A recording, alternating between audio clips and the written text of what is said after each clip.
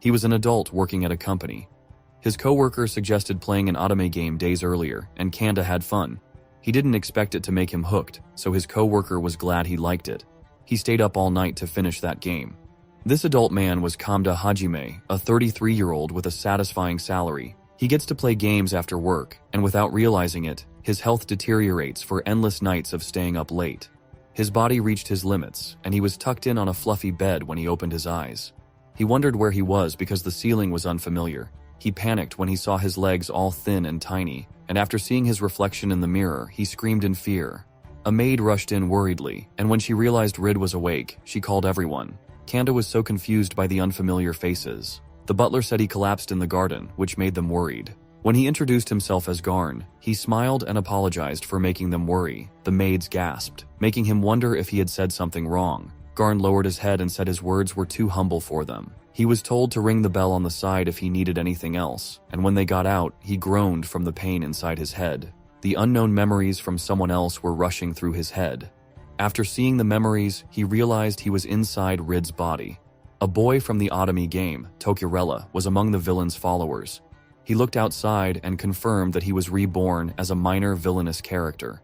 He rang the bell quickly to check his current situation. The maid went inside and asked if he needed anything. He told her not to worry and murmured he was supposed to be 7 this year, but the maid said he only turned 6 last month.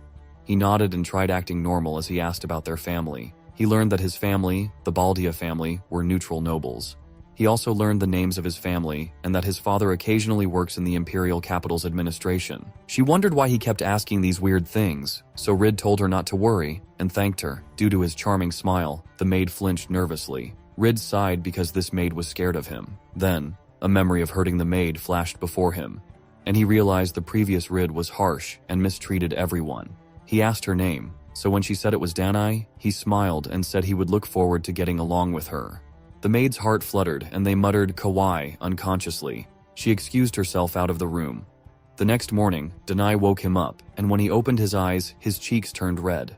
The maid panicked, but he couldn't say he was in awe of her maid outfit. When he changed his clothes, he went to the dining hall, and delicious foods were served at his long, empty table. He felt lonely and asked where everyone else was. So Garn said Rainer, his father was at the Imperial, and his mother wasn't feeling well. After eating, he thought of visiting his mother, Nunali Baldia. He was curious about her because the game didn't mention her name. When they arrived at the door, Danai noticed he looked tense but said he was fine, and felt he hadn't seen his mother in a long time. Rid could feel like his body was telling him not to enter. He caught it off and knocked on the door. When he went inside, a beautiful woman greeted him with her warm smile. His eyes widened in shock, and a flood of emotions rushed to him in a blink. His eyes began to weep. When his mother started coughing, he rushed to her worriedly. Nunnally asked if he was alright after collapsing in the garden. Rid shook his head as he apologized for making them all worry and assured them he was okay because he was their strong son. Nunnally chuckled, and after a few minutes, he bid goodbye and went to Garn quickly. The butler knew the young master would ask about his mother's illness and said he couldn't tell him. Rid told him he was serious and wouldn't give up until he said it. Garn sighed and told him that his mother suffers from mana deficiency syndrome. Manas should regenerate over time normally, but with this syndrome, their ability to recover diminishes drastically and leads to death. He heard about this when he was still playing, so he decided to study the disease. The library door creaked open and a little girl peeked through the crack. He figured it was his sister's Melody. She asked what he was doing, so he said he was looking something up and asked her to come with him, but she anxiously asked if he wouldn't get mad if she stayed. When he said he would read her a picture book, Melody excitedly rushed to him. He asked her to close the door, so she quickly did it and headed to his side to listen to the story about a princess. During this time, Rid's memories were returning, and he learned that when Melody came into the world, Rid was so happy. Still, the moment Nunnally fell ill, his restless anxiety spread, and some of that anger was directed at Melody. Their distance grew, and they couldn't even share meals anymore, so he apologized to her out of the blue. She replied saying, "What for? Ah, brother, you shouldn't sleep in the garden." Rid told her not to copy what he did, so she nodded, making him say Melody was smart. She suddenly told him to just call her Mel because their mama always calls her that way, and her brother could call her Mel because he is special. Eventually Mel fell asleep, so he rang the bell carefully. When Danai saw the calming sleeping face of the little girl, she smiled. She carried Melody, and when Garn went inside, he was surprised when Rid said he read her some books until she fell asleep. Garn was relieved and commended him. Rid giggled, stating Mel was his little sister, making Garn say he seemed like a different person now. His heart pounded in nervousness while he said he didn't change that much. It wasn't surprising for the staff to notice the changes since they had seen the previous Rid. After what happened earlier, he remembered he was condemned, judged, and exiled for being the villainous accomplice, so he wanted to avoid that at all costs. He wrote that he should befriend the main characters to avoid getting caught up in the villain's plan. Since he was in the Marquis' territory, it would be hard to interact with them, so he had to hone his skills to survive on his own and earn more money. He remembered the gush of emotions Rid had when he saw Nunnally. He knew this little kid had been suffering by watching his beloved mother gradually weaken. He must find a way to avoid condemnation and live an honest lifestyle because he knew, as Kamda, what it felt like to see his mother suffer helplessly and send her off to heaven. He didn't want that to happen again, so he must save Nunnally by gathering information on possible treatments. Ever since he was reincarnated as Rid Baldaya, who has beautiful silver hair and purple eyes, he could memorize every book he read, word for word. He had been spending his time reading books, and among the plants, gems, and ores, many shared the same names and appearances as those in his previous life. It was familiar to him. Garn Barn will inform him that Rainer, his father, has arrived. He would finally meet his father that day, so he hoped things would go well. When he got inside, he excused himself, and Rainer's piercing stare made him uncomfortable. His father asked how he was feeling, and he said he was all right now. Rainer nodded and asked what he wanted to talk about, so Rid said he wanted to learn magic and martial arts and pursue his studies. He knew this character would be useful if trained, but it would take effort to train him. It is good that Kamda is up to this challenge. Since his collapse, Rainer planned to postpone those due to his mental state, but he said that moping for his mother's state wouldn't change anything, so he wanted to be strong enough to help her. Rainer smirked and gave Garn a signal to call for tutors. Rid asked for funds to be used at his discretion for his second request. His father frowned and asked what he would do, so he explained he had many ideas for potential products, basically asking his father to invest without even preparing a proposal. He knew this was a gamble, but he believed showing enthusiasm could move people, plus he is his child. As expected, Rainer gave in. Rid thanked him, but the dude wasn't done asking for a favor. He asked him to start eating together because Mel and he hadn't spoken to Rainer much. Rainer was surprised Rid was calling Melody Mel. During their meal, his children were eating side by side. Rainer couldn't help but ask Melody if he could also call her Mel. However, Melody shrieked. There was a moment of silence as they waited for her response, and when she said he couldn't because only her brother and mother could call her that, Rainer's aura changed in a switch. Rid would inspect the territory after their meal, so two knights named Diana and Rubens would escort him in the carriage. The Baldia territory was far from the capital, and there was a lot of land for cultivation, so farming and trade flourished there. Diana informed him they would be arriving soon. Rid didn't come to sightsee because he planned to act on his words earlier. When they arrived at the largest city in the territory, many people were there, so the knights reminded him to stay in their sight. He smiled and nodded at them. Rid stopped in front of the Christie Company and went inside. A woman with cat ears welcomed them and asked what they were looking for. Rid said he had sent Christie a letter before. She gasped upon realizing who he was, so she called her master. When Christie Saffron came, she greeted them.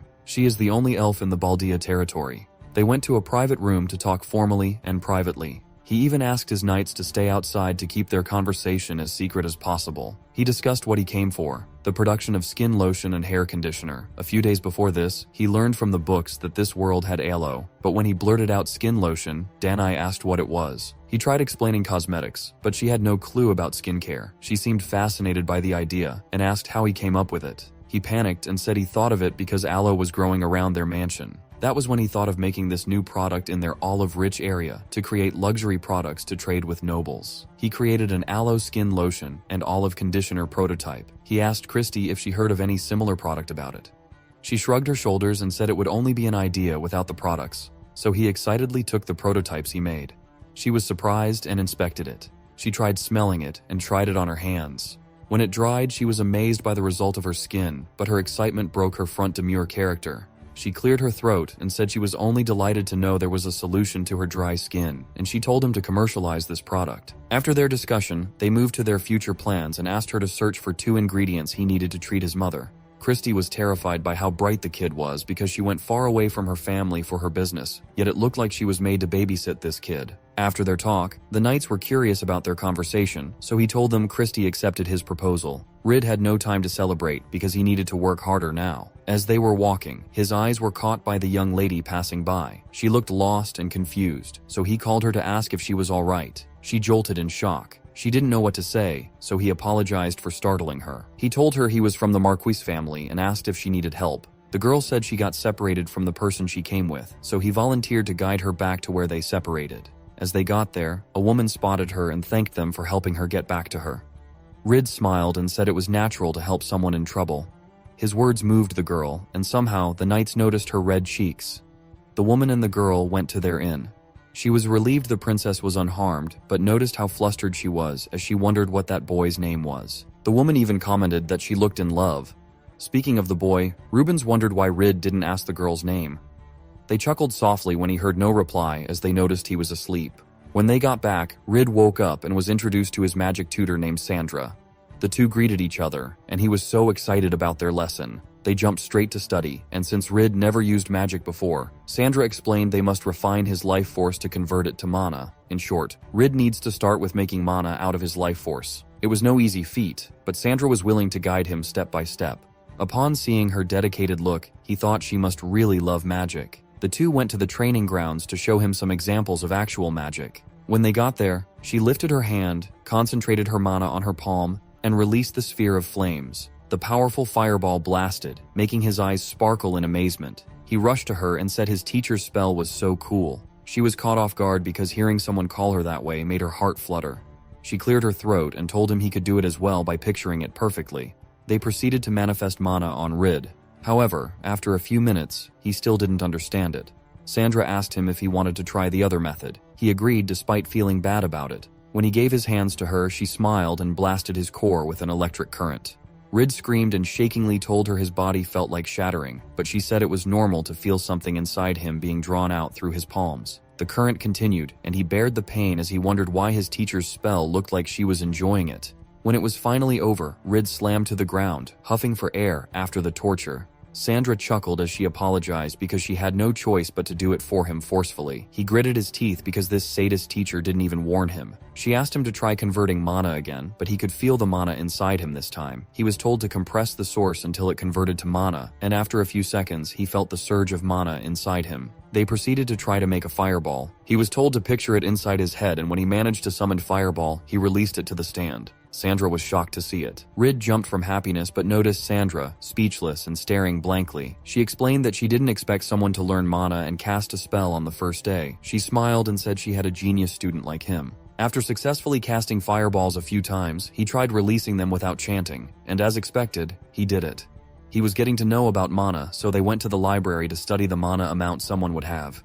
He asked if there was a way to recover his mana quickly, but just like every country, they were still figuring out how. Sandra continued explaining the attribute magic and special magic that could convert mana into elements. He was excited to learn and try these elements out someday. After a long day, it was the next day, and it was time for him to head to the grounds. Rid was doing his warm-ups, making Rubens confused about what he was doing, so he said he was warming up. The knight nodded and said he usually does running first. He would be teaching Rid martial arts.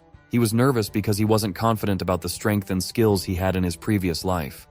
Rubens asked him to try swinging his wooden sword, and he was surprised when the knight said he had a knack for it. To assess Rid's skills, Rubens asked him to try attacking him, so he rushed to him in a straight line and swung his sword at him. Sometimes he loses balance, but he continues getting up to fight. Rid was somehow surprised how easily he was getting a hang of it. His body was light as he moved, and he didn't expect swinging his sword to be this fun. He was relieved Rid's physical capabilities were quite high. After more hours of training, Rubens commended him and said he could even surpass his father. Despite the comment, Rid was frustrated because he didn't land a single hit on him. He was thinking of a way of getting back at him, so he figured to use Diana, his childhood friend. He moved closer and asked if he liked her. Rubens' cheeks flushed, and he wondered why he asked. Rid snickered and said everyone had been saying he was too cowardly to confess because their relationship hadn't gotten anywhere. Rubens was stabbed in the heart by his comment. He was speechless and curled on the floor in despair. He noticed Diana walking by, so he called her. She turned and noticed her friend sulking on the floor, so she told her young master that Rubens was too fragile and could easily end up this way.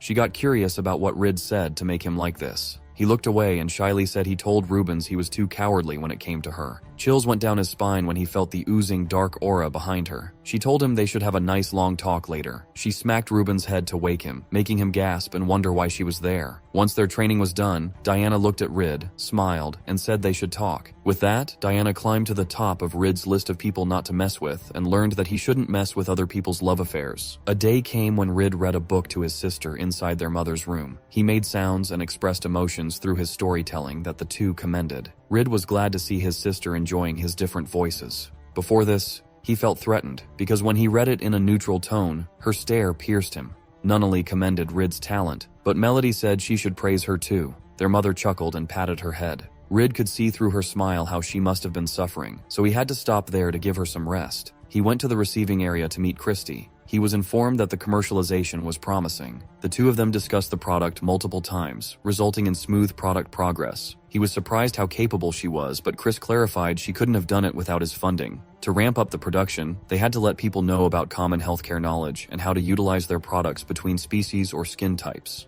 They also had to take into mind the countermeasures for imitations. He plans to teach them how to use it and return the product if it doesn't work on them. He would use their family's crest as their logo and use Christie's and Saffron's company for storage management. He even asked Christy to be the face of their product, which shocked her. Rid nodded and said she would be perfect for it. A few days before this, his father suggested he present some to the imperial couple, but Rid said the Christie company would go to the capital with Rainer because if they saw how young he was, they might doubt him. With Christie's beauty, and if she became more beautiful after using the products, many men would want to gift these products to their loved ones. His father started to think about how a 6-year-old was thinking like this. Christie accepted the role and took something out of her bag. She showed him the moonlight grass, a medicinal plant he asked her to find. Looking at it, he couldn't help but cry as he thought of his mother. He bowed his head to thank her. Christie said she hadn't found the root grass, and several days later, she and Rainer went to the capital to present the products. While they were at it, Rid moved on to his next product. He was planning the mana potion made from the moonlight grass, but there was a problem. He doesn't know anything about pharmacology, and Garn advises him to ask Sandra about it. He rushed to his teacher to ask about the medicinal herb. She was fascinated by the glowing plant on his hand, and when he explained it would be used to restore mana, she gasped as she realized it was a moonlight grass. She couldn't believe it existed because she had been looking for it in her laboratory in the capital. Rid was glad the two of them were trying to make mana potions. Elite mages like her shared the same goal. With her knowledge and research, she became the director of a lab. The goods she had been expecting to be delivered for her experiments were getting delayed, so she had to change the formula. She was too preoccupied with making her ideas come true, but many nobles had come to despise Sandra because they didn't like how she spent a lot of money to hire people without considering their status. Due to a lack of positive results in their research, people started quitting. She resigned from the lab, and her family even disowned her. She had nobody at her lowest point, but when Marquis Rainer had taken her in as a tutor, she felt needed. She couldn't help but cry in his arms. Now this student of hers was asking for her help in making the potion that once ruined her life. When Rid said he wanted to do this to buy his mother some time, her heart softened. She remembered his father's kindness, and she didn't hesitate to accept him. Sandra said she would do her best to help him. She was fired up because he even promised her a research lab for their work. She took the herb and told Rid to call her by her name instead in times like this. She giggled as she reminded him to call her teacher during their lesson. He chuckled at her and suddenly thought about how his father and Chris were doing in the capital. Speaking of them, Christy was sweating in nervousness because one noblewoman asked her to sell the production method and rights to the Magnolia Empire instead. Before that happened, when they were entering the capital, Rainer asked if they were ready. Chris was excited to present the products to the royalties, but he suddenly looked away and told them not to let their guard down because this place was a fearsome place, and they were nothing but pawns to them.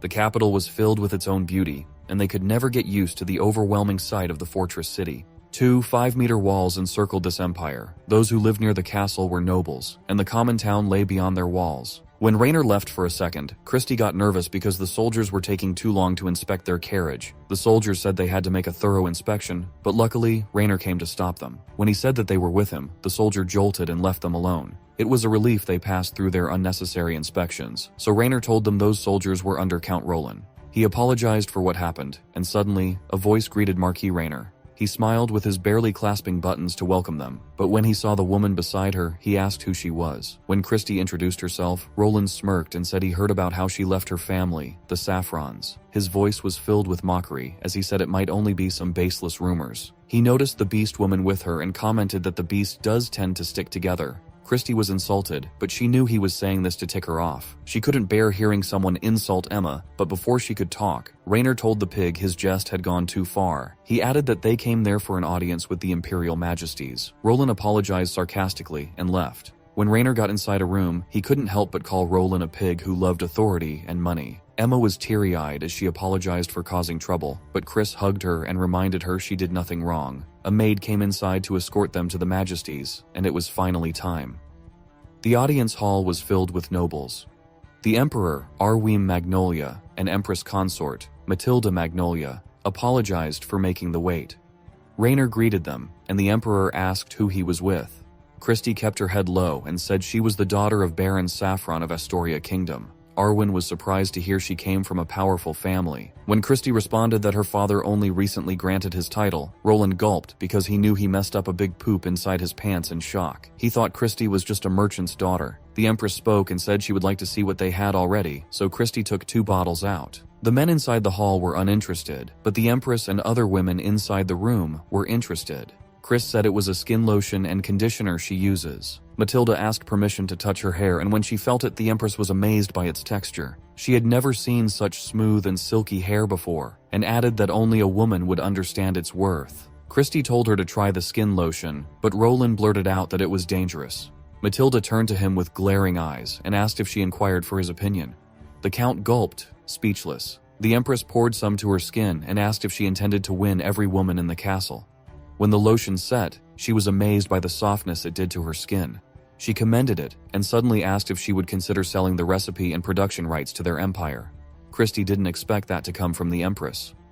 She went silent for seconds and said she could adhere to that request because Marquise Rainer was also involved in the development. Matilda told her it was not a problem because Rainer was a subject of their empire, so he couldn't refuse that. Christy looked at Rainer to ask for help, but he avoided her gaze. She was all on her own now. She elaborated that their company invested everything into these products, and if the Empress abused her authority to steal it from them, they will leave the country. She offered to give the Empress the right of first access to ensure she would never run out of supply. She was humbly asking for leniency, so Matilda agreed to her proposal.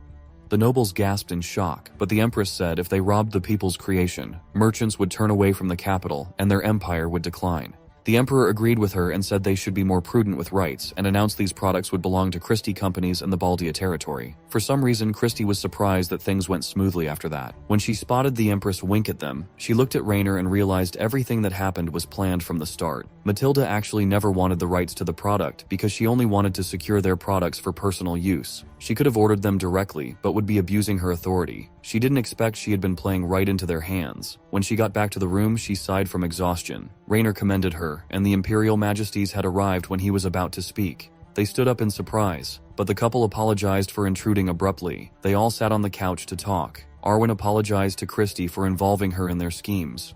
Rumors about the product from the moment Rainer brought a prototype spread like wildfire, so they brought up the matter of exclusive rights to keep the nobles in check. Since Chris had the production rights, nobles wouldn't mess with her. The Emperor and Rainer stood up and excused themselves for their private discussion. Matilda's maid placed a piece of paper on the table, and she jumped straight to the first delivery right. While Matilda drained Christie's social battery, the Emperor informed Rainer a certain country wanted to marry into their imperial family, or an equivalent noble. However, Rainer's son was the only one without fiancé, so Rid was their only choice. Speaking of Rid, he was sleeping after a tiring day without knowing what was about to happen. He dreamt about the day Rid caught a beautiful butterfly and showed it to his mom. Nunnally said it was beautiful and he should let it go. He was confused, so she explained that butterflies live like humans, are weak, and could perish. She added that life means you can move and talk, but when you lose your life, it could disappear forever. She flinched when she noticed him crying as he asked if she could also perish. She chuckled as she nodded but promised to always be with him. Before he got to this body, he was also a boy who liked catching insects. While he was feeling nostalgic, Mel came crashing on his back to show him the little bird she had caught in the garden earlier. He smiled as he found the bird cute and fluffy, but when Mel asked if she could keep it, he realized she looked much like Rid and her mother. He crouched as he said the cute little bird's parents might be looking for him. Just like them, birds do everything to stay alive. Mel understood his point and asked what the word alive meant, so he passed on words he learned from Nunnally. Every day passing felt like something was leaking out of Nunnally like a broken glass. Her disease crept in without any signs until she could no longer stand up on her own. If she tried to concentrate, the sense of losing something seemed to fade a little. When everyone learned about her impending death, everything turned worse. But suddenly her son changed. He was now calmer and noticed Mel smiling very often nowadays. The changes in Rid's heart began guiding their family in a better direction, giving her hope and will to fight this disease. Rid was currently resting under the pleasant weather, but when he remembered his father and Chris were working hard, he felt guilty for slacking off, so he decided to try using his attributes as he remembered in the game. He had been motivated to live after his plans rolled smoothly.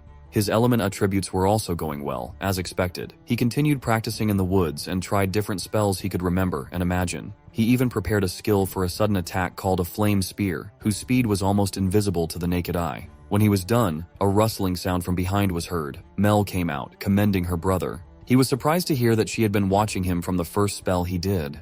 He walked to her and whispered that they should keep what she saw as a secret in exchange for reading her a picture book. Luckily, he convinced her and retained his low profile.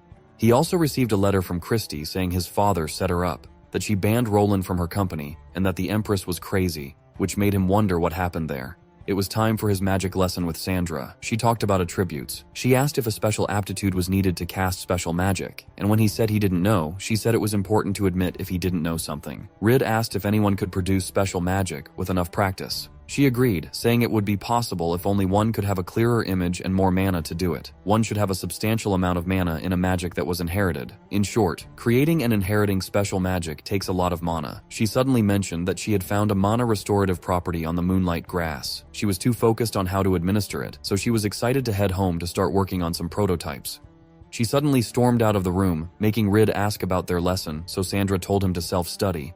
Since he didn't have much to do, he walked around, wondering how he could know how much mana he had. As he wondered about measuring, it started raining. The weather became bad in a blink, so he ran quickly back to the mansion. When the maids saw him drenched, they quickly moved to bring him a towel and take him to a bath. They panicked, traumatized that he might collapse again. The maids dragged him to the room, and he was glad to have experienced this luxury bath. He felt it had been ages since he had such good baths, because the people in this world usually just wipe themselves. But since he's rich, the maid would bring the tub to his room. He suddenly wondered how much hot water they put there, making him realize the units of this world were the same as in his previous life. After bathing, he rushed to Garn to discuss things, so he headed outside and placed the big cup on the tree stump. He tried to fill it with water using his magic, and tossed it away once full. He repeated the process, and he did it for the next 300 more times until he felt like he was almost out of mana. He kept focusing until he reached the 900th cups, and felt the sensation of losing mana. He gained a spell called Mana Measurement that displays one's mana level. He tried activating it, and when he looked up, he saw his mana level at 80. When he activated the Mana Measurement again, it consumed another 20 to his mana.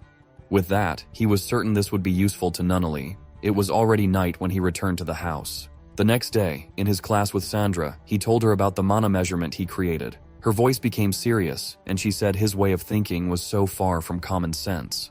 Rid explained the details of how he thought of it, making her wonder when he started using water magic. He was confused about why she wasn't excited about it, so when Sandra told him not to speak about that spell because he might get forced to work in the capital, he became curious. She realized he really doesn't understand how things work for ordinary people. She explained only a few could use magic, and someone who had refined control like him was a genius or hard-working. In this world, magic wasn't something essential for daily living. He didn't know magic would be this rare after coming to a fantasy world. Sandra wanted to tell him he was a mold-breaking child prodigy. When he asked why she wasn't forced to work in the capital, he felt a shiver as he saw her aura change. Sandra leaned closer to whisper that she was chosen as a lab director in the capital. She stepped back, giggling as she proudly said she was ousted due to jealousy of someone as a genius as her. He suddenly realized this weirdo already knew he could do something unthinkable, making him her research subject. She was dedicated to breaking every rule of common sense with this genius. Afterward, they kept working on the mana restoration properties on the grass. Sandra showed him the test products she had created. He was told to eat the raw, boiled, dried moonlight grass. He became the guinea pig for this experiment, all for the sake of his mother. After testing it, he learned eating it raw could recover 20 manas, but it was too bitter. Eating it boiled could recover 10 to 30 mana, but tasted like the food you cook, the worst one. The dried powder was the easiest to swallow and had 50 mana recovery, but Sandra wasn't done. She wanted to test different ways he could take it. They figured the powder form would be safe for his mother. He had finally completed the first step, but his teacher looked like she was having fun while he suffered from the unpleasant taste testing. He told her he would never forget her for making her subject, but she smirked because she would not tell him something important. He was curious, but he got a bad feeling about it. After that, he walked back to his room, but he came across Melody in the hall. The two greeted each other with a smile, but Mel suddenly froze. He gets confused as to why she stopped, but he only realizes why when Mel exclaims that he stinks so badly. She hid behind the maid, saying the brother she knew didn't smell. He looked around and noticed everyone was staying clear of him. Garn apologized as he covered his nose and politely asked him to wash himself. He awkwardly went to the room to clean, screaming his teacher's name in frustration. The next morning, he could hear the knights doing the radio calisthenics he taught Rubens. That knight had an incredible potential, as his reflexes were on par with Rid's. He was aware of it, and Rubens figured out the importance of warming up before training.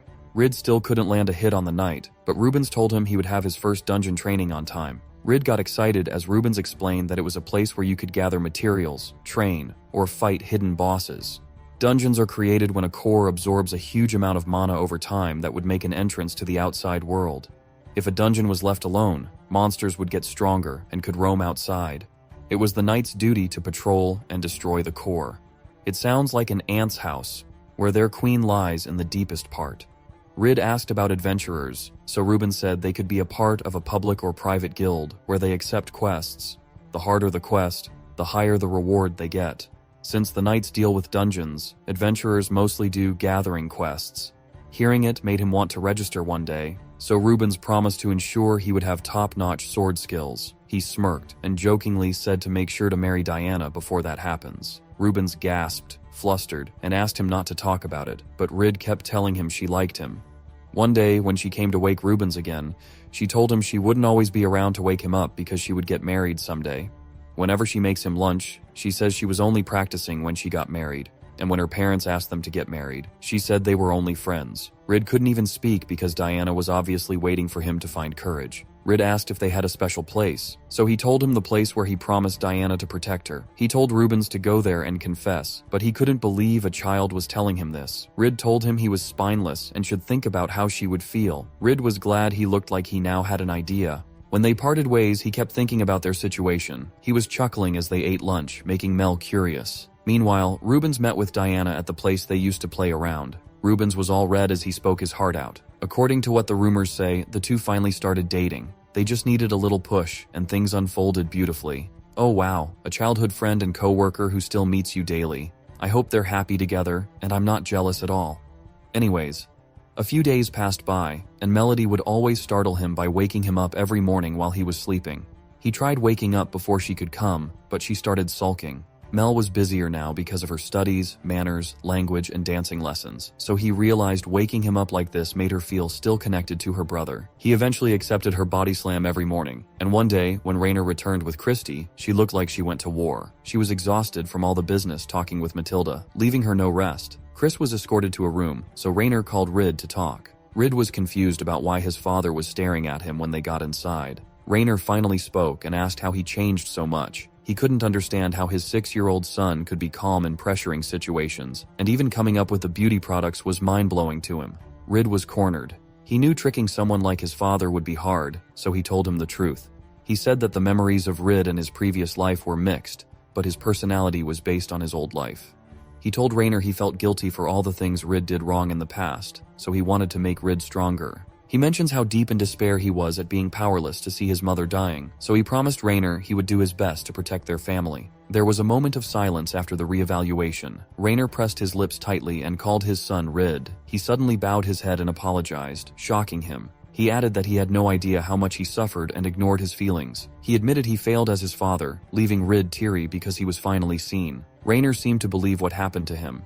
He tried explaining that their world was imitated in his previous life. Since there are no game consoles in this world, he compared his experience in the game to a dream, and used the knowledge gained from that dream to create a medicine with a mana potion. Hearing it made Rainer spit his drink in shock, so Rid explained he and Sandra succeeded in producing it, and he even created a spell that measures mana. After the discussion of the medicine as a stopgap measure for Nunnally, Rainer called Garn inside. Rainer revealed that his marriage had been decided, making him gasp in shock. He couldn't believe he would be getting married in a few months at the earliest. During their trip to the capital, the Emperor told him that this marriage would cement their relations with the Renroot Kingdom. Garn said he would ensure the mansion would be in proper order when the princess moves in. Due to cultural differences, they might have to prepare a separate building for her. Rainer agreed to his idea, so Garn left to prepare it. Rid asked his father why a foreign princess would marry someone of his position. He told him that the Reincarnated kingdom was a country ruled by dark elves. The Bolst, ruled by humans, started hunting for elves to turn them into slaves, but Reincarnated couldn't afford to be sanctioned by the Bolst kingdom as they depended on their salt exports.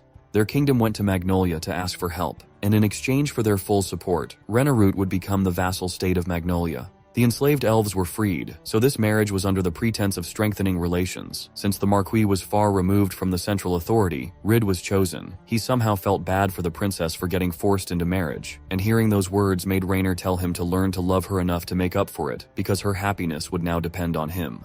Rid nodded and accepted his fate. He asked for her name, so Rainer said the first princess was Farah Reincarnated. He was curious about what she would be like. He volunteered to help construct the separate building and visit their kingdom. Their marriage hasn't been publicly announced yet, but they would be informing the Reincarnated about Rid. As he left the room, he still couldn't believe he would get married at 6. Garn called him, assuring him that they would help him in making the princess happy. Rid smiled as he chuckled, saying they were the same age, and calling the princess madam would be too much. The following day, Rid went to see Chris. He tried knocking, but no one answered. He opened the door and went inside out of curiosity. Christy was sleeping on the bed, and he realized she must have been exhausted. He saw her beauty up close, but suddenly she groaned and was speaking about the Imperial Majesty. He went to the door because he thought he shouldn't be listening, but the doorknob wouldn't budge. When it creaked open, he was surprised, and saw Mel telling him this was no good. She told him entering a woman's room was inappropriate. Rid said he only checked on her and told her to open the door before she woke up. After a few minutes, Christy woke up. They discussed her exchange with Count Roland, the charades she went in, and the never-ending business talk with Matilda. The Emperor even told Roland to pay reparations for insulting Christy without knowing she was a foreign noble, but she rejected him, bringing Roland's shame over again. The Emperor heard about it and asked if she wished for anything else. Chris told every nobleman to stop believing in rumors because it could disgrace their empire. Arwen apologized to his uneducated subordinate. She resolved it by making it a problem for all the nobles, making Rid mumble that she was a true heroine. Chris was confident Roland wouldn't touch them because he got shut out of foreign companies, so dealing with him now would be better if they planned on expanding their business.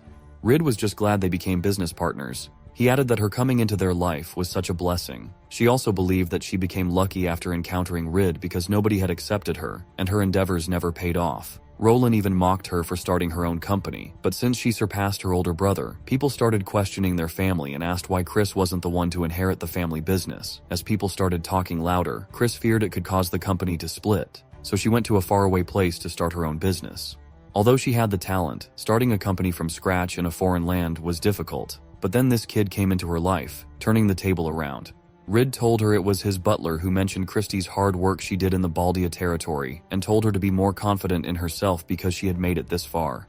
Chris was flustered by the praise she received. She couldn't help but shed tears because all of her hard work in the past was now paying off. They went to business talk, discussing that they must prioritize stocking the Empress up with 1 month's worth of goods before they sell products in the market. They would be paid in advance, but it worried Rid because they might now be able to produce much aloe since they only had begun its cultivation. She told him not to fret because, with her and Saffron Company, she secured contracts with farmers and adventurers to supply them aloe veras. Since she was the face of their product, Rid reminded her to secure enough product for herself after the Empress because barely anyone was as beautiful as her. Christie's face turned red. She looked away and told him to choose his words more carefully, but he was convinced he had made the right choice. He explained that their products would enhance her beauty even more, so everyone would adore her. They head on deciding the names of their product and ended up naming the lotion to Christie and the conditioner to Emma. He added that they could add ingredients or perfume to make new tons of products. Since Christie could directly negotiate with the Empress, she told him to contact her if he needed something to say to the Empress. He remembered how she whimpered nervously in her sleep as she called the Empress, so he said he preferred to stay away from someone who could make Chris whimper in her sleep.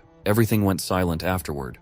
She asked how he knew about it, and he tried saying he saw her, but cut himself off after realizing it. Chris burst, calling him a scum for sneaking a peek at a woman while sleeping.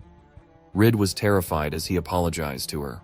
Right on time, the maid came for their tea. Mel was with her, so Rid asked for her help and asked her to say it was only a coincidence. However, Mel poured more gas into the fire by saying he was staring at Chris for ages. While that was happening, it was raining, and Nunnally's heart wouldn't stop hammering away as she felt that water drop dripping away from her. She cried as she huffed for air and said she would stand on her own feet again someday. "Sorry, Mom. MC will help you with that terminal illness once he is done with his rom-com shenanigans," She couldn't stop coughing out, but when she heard familiar voices near her room, she waited for them to enter. She was surprised to see them with an unfamiliar face. She apologized for her lack of decorum and introduced herself as the wife of Marquis Rainer, Nunnally Baldia. Her husband apologized for not being brave enough. He kept her disease a secret from her, so he told her that she was suffering from an incurable, fatal disease called mana deficiency. When Nunnally said she already knew, Rainer was shocked and asked who had told her, but she told him nobody had told her, and she only figured it out because she knew her body the best. Now that she finally knew the name of the disease, she easily accepted it. She called Rid because it had been the hardest on him and said she had failed to be his mother. But Rid exclaimed she didn't fail, and if anything, it was his father who failed his role. Rainer gasped in shock when his son repeated how he told him he failed as a father. The two quarreled a little until they reached how lonely and helpless Nunnally must have felt after Rainer averted his eyes and buried himself to work to escape reality. Those words woke him up. He knelt on the floor to apologize to his wife. But the painful memories vanished due to the love between them. Since their little lovely dovey was getting too long, Sandra spoke and told Nunnally to take the potion to lessen the symptoms. However, Nunnally started coughing, making Rid worried. She tried to say she was fine, but she screamed when a piercing pain stabbed her heart. Everyone panicked from her sudden deterioration. Rid activated his mana measurement skill, and his eyes widened as he saw the remaining mana. He told Sandra his mother only had 8 left. She took the medicine out of the box and handed it to Nunnally, but her body started acting up again before she could grab it. They couldn't get her to drink the medicine now. Rid cried to her, telling her not to give in. She looked at him, saying his name before she lost consciousness. Rid screamed and cried in despair, but suddenly they were surprised when his father jumped to the bed. He went over to his wife to give her a kiss. Tears went down his eyes as he remembered how he met her. He had been working as Arwen's aide, eager to climb ranks in the capital. He asked Arwen if the two of them really had to inspect in disguise. Arwen added that they would also be looking for a present for his wife. Rainer told him to send a subordinate instead, but Arwen wanted to be romantic. He revealed that his father was not getting any better, so the day would come soon when he would inherit the crown. So he wanted to make the most of his time and visit a town. But before that, he wanted to burn what it is he had to protect into his eyes. He was glad Rainer accompanied him, but suddenly heard some voice nearby. Rainer had to check it, so he told Dinas to keep Arwen safe. There was a group of men hiding in the street. A man who seemed to be respectable was holding a woman against her will. The woman exclaimed that she had already rejected someone arrogant and selfish like him. The grins on their faces made her heart pound in fear. The man said he liked the look on her face and said he would make sure she would feel the same way she embarrassed him. The woman cried helplessly, but luckily, Rainer arrived. When he asked what they were doing, the man told him she was her lover. A man was covering her mouth to keep her from talking. Rainer told her to tell the truth because he would do everything to save her if they were bothering her. The woman bit the man's salty hand and begged him to save her. Rainer smirked, and after a few moments the group of men twitched on the ground in pain. The man earlier, Logus Galliano, ran off and cursed them. Rainer asked the woman if she was hurt, but she cried as she thanked him for saving her. He patted her back to comfort her, but Dinas suddenly screamed his name worriedly. Rainer scolded him for shouting his name because they were undercover. While all that happens, the woman on the side seems taken aback. The name Rainer stuck in her mind, and a few months later, Rainer got a marriage proposal Matilda and his parents recommended. Arwen showed him the letter, and he sighed after Rainer scanned through it. His partner was the Crimson Lady, Nunnally Ronimus, who rejected all marriage proposals and was rumored to be quite a beauty. Rainer sighed, and on the day he finally met the woman engaged to him, he was surprised to realize she was the girl he had previously saved. He didn't realize how beautiful she was the first time they met, and said she gave justice to her nickname, Crimson Lady. She looked away and stuttered as she asked why. Rainer said her beautiful crimson hair made her an enchanting woman. She turned red as she explained that ever since she started rejecting marriage proposals and with her harsh criticisms, people started calling her that name. Rainer didn't expect such a story behind that, but Nunnally was glad he meant it in such a wonderful way. He was caught off guard by her charming smile and said he was quite smitten with her. He added that he would love it if she came to their territory as his wife. Nunnally accepted it and gladly married him. However, such a happy story might end with a tragedy. When Rid noticed his mother had swallowed the medicine, he used his mana measurement and prayed for it to work. When he opened his eyes, they were shocked to see her mana gone up. Rid was so happy when she told Sandra they had done it. They tried waking Nunnally up, and when she opened her eyes, she looked at them with a smile, telling them she felt fine now. Rid's tears poured. He cried like how an ordinary kid does. Well, there is no age for crying when your mom is about to die. After that, they ended up setting her on a dose of mana potion every morning, noon, and evening, while a permanent maid was stationed in her room to check her timely. When Rid said the mana potion spiked his mother's mana to 101, Sandra said it was Rainer who saved her. When he realized his wife could no longer take the medicine, he chewed the pills and mixed it with water in his mouth to deliver it mouth to mouth. Rid was amazed by his father's quick judgment. They went outside to give the couple some privacy. Meanwhile, in the Renaroot's kingdom, the Imperial Majesty was telling his subordinates that they should accept the visit request since they were the ones who requested a marriage to a nobleman of equal status. He told Norris they couldn't dismiss the Magnolia Empire's chosen partner. He sighed because it would be another matter if Marquise's son was troublesome. He asked Norris what he was scheming, so he proposed something to do with that kid. Typical sly knife ears. As these two were walking, Sandra couldn't believe a 6-year-old was speaking like an adult, making him gulp in nervousness. To divert her attention, he told her he wanted to discuss the new special magic he had come up with. He was talking about memory magic because he remembered reading a book that the brain never forgets. So he wondered if the brain was not only a part of the body, but of the soul as well. When they sat down, he asked if she knew a similar spell that could view a soul's memories. She mentioned the life magic god path, which means the life force was the source of mana, and he thought it appeared relevant to the matter at hand. Sandra said it is the closest thing to his soul, making him wonder what would happen if they tried the opposite of mana conversion. They head on to try it. He sat on the floor to concentrate, squeezing his life force to create mana and show the mana deep inside his body. At first, nothing seemed to happen, and as he continued, he noticed his mana was being sucked somewhere. He saw a hole nearby, and when he opened his eyes, he was in a different dimension. It was like a library with floating shelves. There was an empty chair before him. Other than that, it was all bookshelves. A voice greeted him nearby, and it was a copy of him. Rid was surprised and asked who he was. The copy said he is the personification of his memories. Rid told him he would like to remember some stuff more clearly, but he warned him because normal people aren't supposed to come there. The memory told Rid to use mana if he needed to call him, and told him that he might get there easily, but it would be dangerous for him to be there. The memory patted his shoulder, telling him to go and just call him if he needed something. When he left the dimension, Sandra's face was before his face. He jolted and screamed in shock. He looked around and wondered where he was now. Sandra told him she only checked on him because he scared her for being too quiet. Rid apologized for worrying her, but when she asked what happened, he looked away.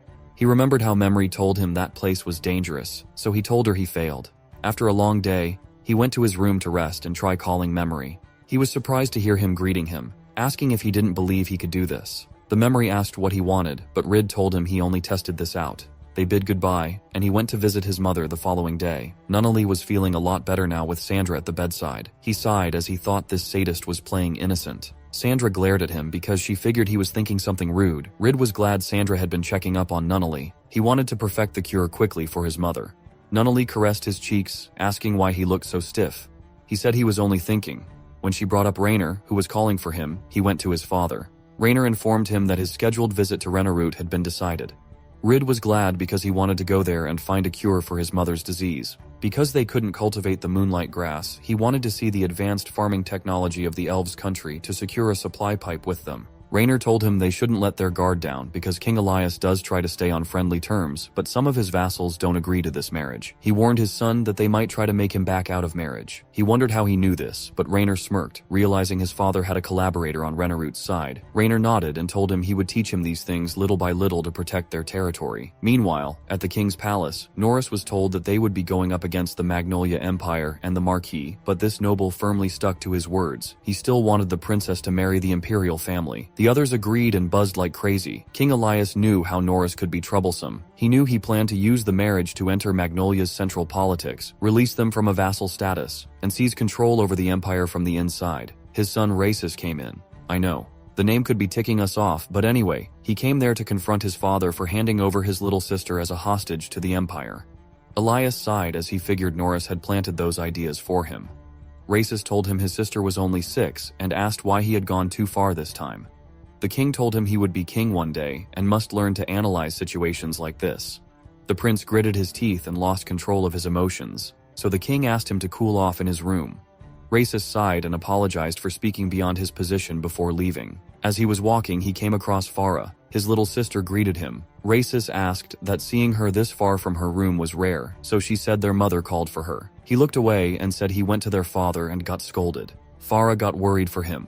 She was as beautiful as their mother, Eltia. Farah received strict lessons, making her seem much more mature than her age. She was his pride and joy, and Racis wanted to protect her. Farah was told that her mother was waiting, so she excused herself. Racis had his resolve cleared. He would do whatever it takes to protect his little sister from anyone who could harm her. Memory had scolded Rid because he had been making him look up something from his memories in the past life. It was like a pay-per-minute phone call to Memory. He was asking about the game's main story, but all Memory saw was him skipping the important parts. He did remember an elf named Racis in the game, and he was pretty easy to train and use. The Memory could look up to what he saw, heard, and felt in his previous life. He saw many things from Rid's memory, and he was like reassembling a shredded paper. But Rid still asked him to do him a favor. His lesson with Rubens had been going despite his business with the mana potion. On this day, Ruben decided to finally teach him how to strengthen his body with mana, making him get up. He told him he would need to produce mana and grasp the feeling of moving his body while channeling mana through it. Rubens even said they had to feel it, not think. When he revealed that if one could master it, he would hardly ever run out of breath. Rid gasped as he realized Rubens had been using that technique the whole time, and that explains why he never got exhausted no matter how long their lesson went.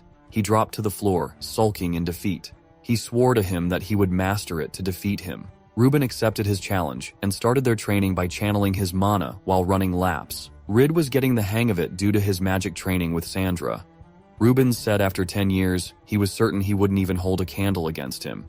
He was amazed by how he kept up with his lessons without body strengthening. Rid's days of sparring and training with him went on. He was persistent and eager to get stronger. Rid had been itching to land a hit on him despite knowing the experience, size, skills, and many more gaps between them. The more he loses against him, the more he wants to win. When his sword was flicked off his hand, he pushed himself forward to take advantage of his height and try to land a kick. However, Rubens caught him. He commended his fighting spirit even if he was unarmed. Rid frustratingly asked for another round, but Rubens said their lesson was done with him. He added that a special instructor came for him, and everything they did was just a warm-up. Rid went silent as he processed it. He gasped in shock because those intense fights were only warm-ups. A familiar voice approached, and it was his father. Rid looked at him confusedly. When Rainer asked him to come at him with all of his power, Rid shook in nervousness. Even if he was scared, he was curious about how his father fights, so he picked up his sword and dashed towards him with all his speed. Rainer smirked as he blocked his attack. As he said, his swordsmanship and body strengthening were incredible for his age. Rid stepped backward to breathe. Rainer teasingly asked if he was giving up, and when Rid said no, his father went to attack him this time. Rid groaned as he blocked his powerful blow. However, he easily got overpowered and unarmed in a blink. He was still ready to fight despite that, making Rainer say he passed the wooden sword test. He dropped to the ground, huffing for air. He didn't know when he felt this tired before, but he wasn't done. Rainer wanted to see his grit, which meant having a mental strength during life and death situation. He took a real sword out of the sheath, making his eyes widen in fear. Rid was told not to move and keep his eyes on him. He thought it would be easy, but when his father started, his aura changed, and he felt that shivering fear down his spine, which was a true killing intent from someone. He couldn't help but flinch and fell on the floor. He cried as he screamed, but when he opened his eyes, he was unscathed. Rainer said his braveness was expected for his age. He told him to keep his eyes on him no matter what. Rid apologized for losing to the fear of the sword and his intent to kill. Rainer told him he must overcome this fear. Without his grit, his fear would create an opening in him. Rid nodded and bravely accepted it. Ruben said his father's way of teaching was special and told Rid to do his best. Rainer prepared for the next blow and warned his son before swinging his sword at him. He felt like it could cause him the end, but even if his body told him to stop, he knew the need to do this. From every strike Rainer did, he kept trying to keep his eyes open. He was fighting himself, and when he finally witnessed the path of his father's sword, traces without flinching, Rainer stopped on time. After passing this test, he gave Rubens a sign to take his place as he drew a line between them. His father told Rid to cross this line to get to Rubens while he tried to stop him. The three prepared for the next set, and when it started, Rid sprinted towards his father. When Rainer tried punching him, he used their height difference to slip through it, but Rainer used his sword to stop him again. Rid was caught off guard by his speed, but luckily he was getting used to it now. He stepped back a little to start over, and Rid finally reunited with Rubens. He ran to hug him happily like he didn't piss and tease him that much. Rubens commended his hard work from Rainer's no-mercy training. The test was finished, but when Rainer said they would be doing this every time, Rid gasped. Rubens had to step in to interpret what he said. He told Rid his father only wanted to say he was happy to get to train him. Rid finally understood but was crying inside for his merciless training to come. Melody called him from afar. She ran to them worriedly. When she stopped and pouted her lips, she told his father she hated him for bullying her dear brother. Rainer choked in surprise. He didn't know what to say, so the maid apologized. Melody dragged his brother from the father, who almost got his title as a father ripped off from Mel. Rid told her their father only did that for his sake, but she stayed firm about hating Rainer. A few days later, Rainer had been sulking or getting hated by his own daughter, so he barely got out of his room. Mel finally came to him that day, and it surprised him when she apologized for what she said.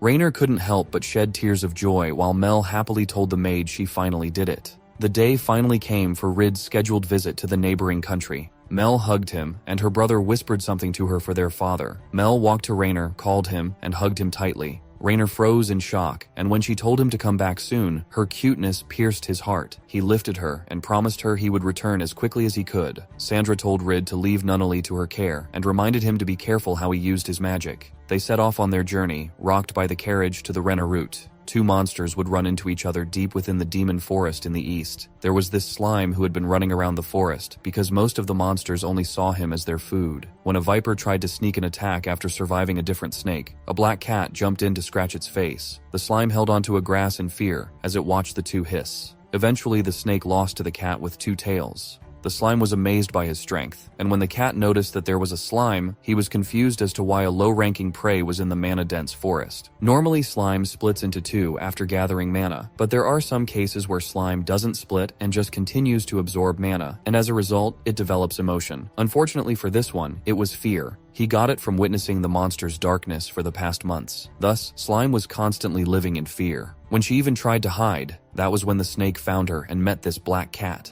The cat suddenly halted and asked the slime why it was following him. He looked behind and saw the slime twitching in fear, so he sighed and let it inside.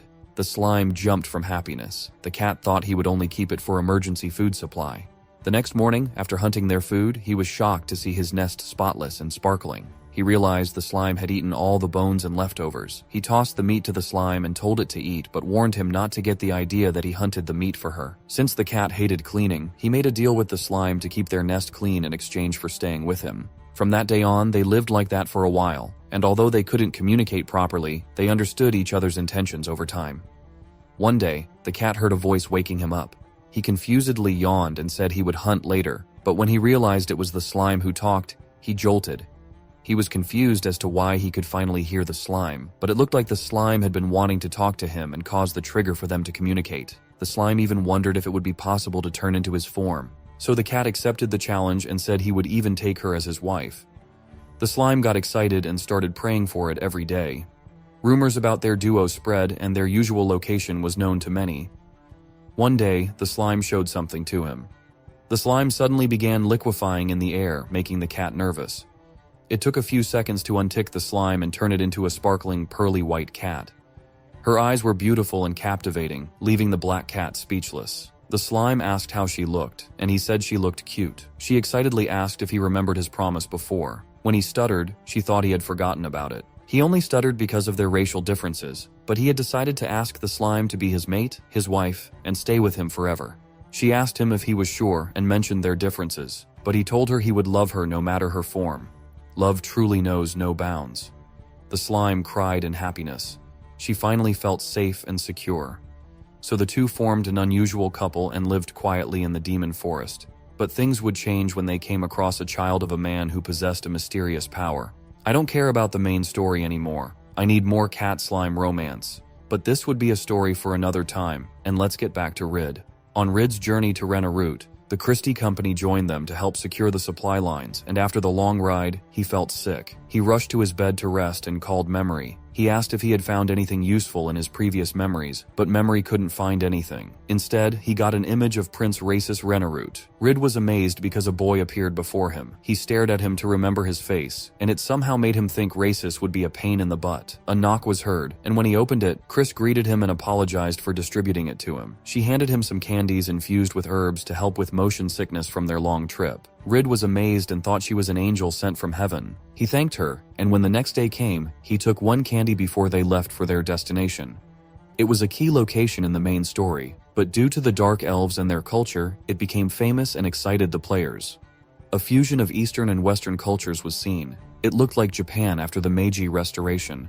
Rainer told him their culture came from the alliance between Magnolia and Renarut, but Rid got distracted when he saw rice paddies.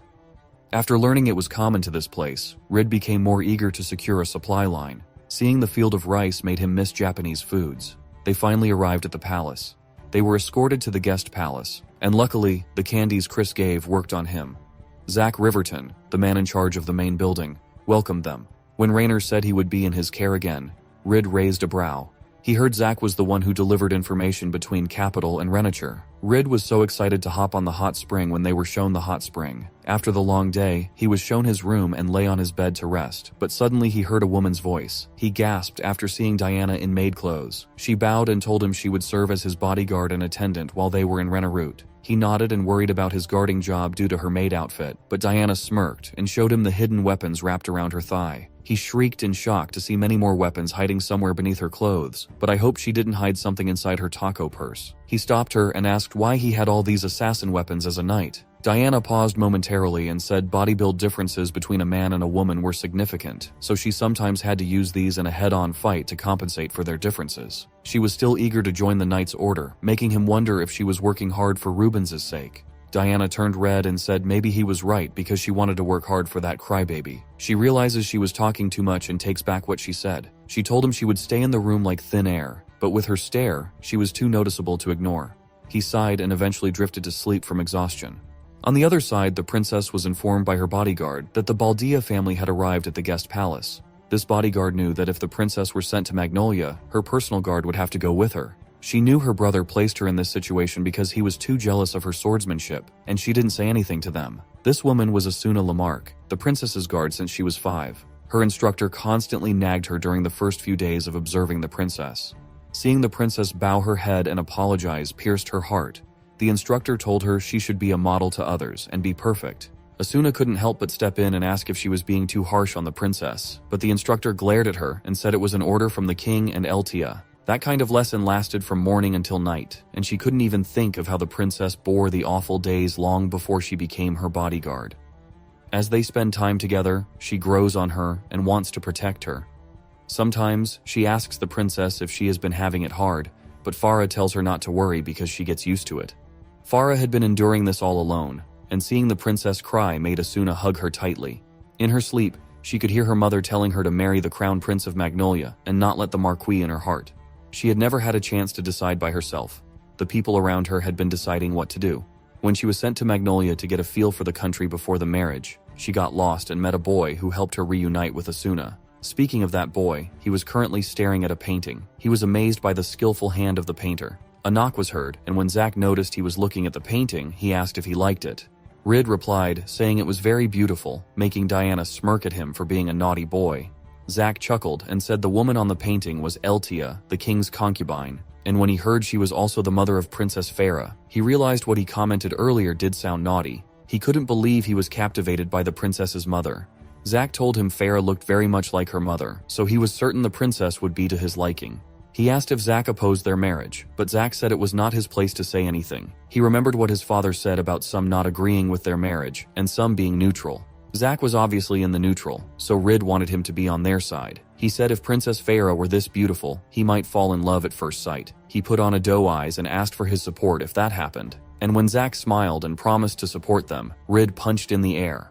After a few moments, Zach told Rainer he was looking forward to what his son would accomplish, making the father curious. Zach said his son wanted him to support the love between them, and he noticed Rid understood his position in Renarutean politics. Rainer was surprised when Rid made Zach say that he would support them. This man was related to Eltia. The organization he secretly controls serves as Renarute's intelligence network and Rainer's collaborator. He didn't expect someone like him to announce his full support for his son. They went on to discuss what Norris had been up to. That man was currently walking to the prince's room to inform him that their plan was proceeding smoothly. He thanked Races for accepting his idea. When the prince tried to speak about his father, Norris cut him off and said his father was with Eltia, dismissing Riesel, the queen, and his mother. Races and Farah had different mothers. Norris had been whispering things about his father to the prince's ears, neglecting to let the queen be with his concubine.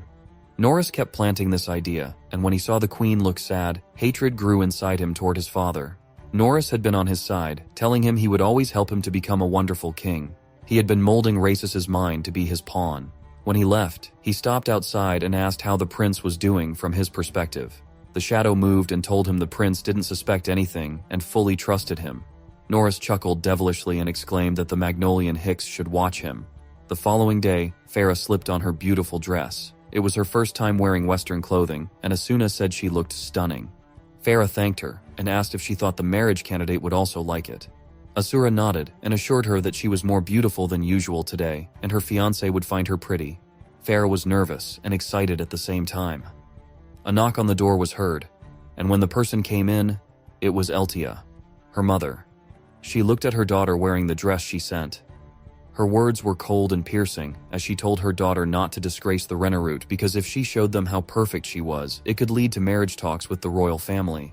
Farah nodded, and when her mother left, she sighed in relief. Asura asked if she was right, so the princess nodded. She said it was business as usual. Her bodyguard told her not to worry because they would surely send a promising guy to her to ease her mind. Farah looked outside the window, wondering what kind of a person Ridbaldia was. Norris went to the king, asking if he could proceed with his proposed plan to test the Marquise's son. The king told him it would be up to him and warned him not to insult them because they were still nobles from the empire. Elias lets do what he wants for now because he thinks Norris only wants to get the princess to marry the crown prince. At least that was what he thought. Rid had been looking at himself in the mirror, so Diana stepped in to make him snap out of it because he acted like a young lady about to meet the prince for the first time. Diana exclaimed that he was naturally cute and that his clothes were just decorations. Rid shyly smiled as he thanked her, but our hype queen wasn't done. She told him if she were a girl, he would have been drowning in marriage proposals. Zach suddenly came in, telling them Rainer was waiting for him. As they walked down the stairs, Zach tells him his friend informed him that the leader of the opposition faction was Norris, and he has a strong influence on the prince. Rid asked about Eltia, but he was told they had different motives, making him think she was neutral.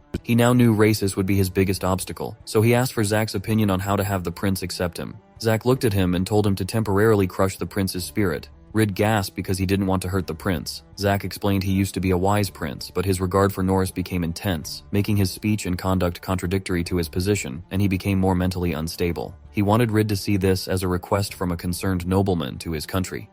He didn't expect this to become a big deal, but he knew this would be his chance to make a big impact by changing the prince's heart. He tried asking why Races admired Norris so much, but it was beyond Zach's station to say. When they met his father, Rid was scolded for being late. Zach excused himself and said he would look forward to hearing about his exploits. Rid was confused and wondered what it meant as they traveled. At first he thought they would be heading to the big castle, but they went to the military fortress. Rainer told the soldiers he wanted to see the king, but they were asked to surrender their weapons before they could enter. Rainer told the other knights to stay there. He and Rubens gave their weapons to them, and the four of them went inside to meet the king. Before entering the Japanese-inspired building, they were asked to take off their footwear. Everyone was waiting through this door as they entered, and when they entered, many people were staring at them. Everyone was silent and giving off uncomfortable stares. As they walked down, gazes of suspicion, curiosity, and doubt landed on them, but they remained firm and ignored their eyes. When they noticed there was only one seat before them, Rainer frowned. Norris apologized for it because they were informed Rainer was the only one granted an audience with the king. They knew it was intentional, so Rainer asked what his son thought. He looked at the elf, and based on his gaze, he knew every elf inside didn't like him. He noticed an eerie aura coming from behind, and he almost shrieked when he saw Rubens and Diana glaring at the elf for being rude. He glared at the two to keep their faces calm. Rainer told him not to raise his head until he was told to. He nodded and bowed before the door. When Rainer made an introduction for his entrance, the door opened, and the king looked at everyone and told them to raise their heads. They now get to see the face of the Renature family, but the princess seems to be surprised when she sees Rid. While everyone was keeping their faces blank, the king greeted Rainer and apologized for the fuss because the elves wanted to see them. He figured this child beside him was his son, so Rid spoke, formally introducing himself as the son of Rainer Baldi, and saying that he came there to give his greeting to them. They were in awe at his grand speech. The king asked how old he was, and they learned he was just the same age as Farah. The princess was told to introduce herself, so she did while smiling softly and looking at Rid's eyes. With their eyes exchanging emotions, Farah couldn't help but flap her ears slightly in happiness. Her mother warned her to stop it, making Rid wonder why her ears moved so much. The rest of the Renorut introduced themselves to them, and when they all finished, King Elias asked Rid what his opinion was in this situation. Everyone's eyes landed on him, waiting to answer, but Racis scoffed and told the king there was no point in asking a child this young. Norris agreed, but the king let Rid answer it. Rid thought he would deal with Norris and do what he hated the most. He told the king their union had to happen. The elves gasped in surprise at his brave statement. His father looked at him in worry, but when the king told him to continue, Rid said their territories were right next to each other, and if they strengthened their relationship, it would serve as a great deterrence to Balst. The king asked him if he was saying they couldn't trust Magnolia to support them, but Rid said no. He explained that there would still be possibilities Balst would think the Magnolia wouldn't immediately provide support. Still, with their marriage, the Baldia could independently mobilize an army in an emergency. Rid would have a reason to defend her wife and ally country without waiting for the Empire's orders. The nobles seemed to agree with it, so he continued, saying that this would be a greater deterrent than a mere alliance. It isn't something they could obtain through marriage with the Magnolia imperial family either. Racists exclaimed that they are already in an alliance. Even if there were no union, they would still have to make a move. Rid clarified the root of the problem. They must think about how the Balst would see it. Just because they are allied countries doesn't mean that the Baldia house would be able to move their army at a moment's notice. When mobilizing an army, defending one's own country is first and foremost. If Balst were to only attack Renerut's borders, then the Baldia wouldn't be able to mobilize without instructions from the Empire. He asked his father if he was right, so Rainer agreed but told them it was best not to take the child's words seriously. However, it is true that a marriage alliance would be a greater deterrent. In short, Baldia will be useful against Balst. Racis gritted his teeth as Norris looked at them. Rid told them there were a few more reasons, but he would keep it a secret until after the wedding. King Elias burst out laughing and said Rainer's heir was frightening because to hear his thoughts like this, he even said if Rid turned out to be their enemy, it would be bad. Norris tried saying it was just words from a child, but Elias said Rainer acknowledged it and told Racis to broaden his horizons. He thanked Rid for his great idea and practical gains, making Norris sulk in shame and whisper to the king. The king suddenly wondered if Rid's words came from someone who excels in both pen and sword, so he requested to see his prowess in martial arts. Rid was shocked after hearing that. And so, with Rid's wedding bells drawing near, Racis might just have another trick up her sleeve. Will love or sabotage win? Can they stop the looming war with the Balst Empire? Or will the elven forests burn? And what about Norris? Will his twisted schemes for power crumble under their own weight? The stakes have never been higher, and the drama's just getting started. Don't miss what happens next. Subscribe to my channel so you're first to know. Team Rid and Farah, drop a comment and let's flood the feed just to mess with Norris. Until then, stay safe, stay hyped, and see you soon.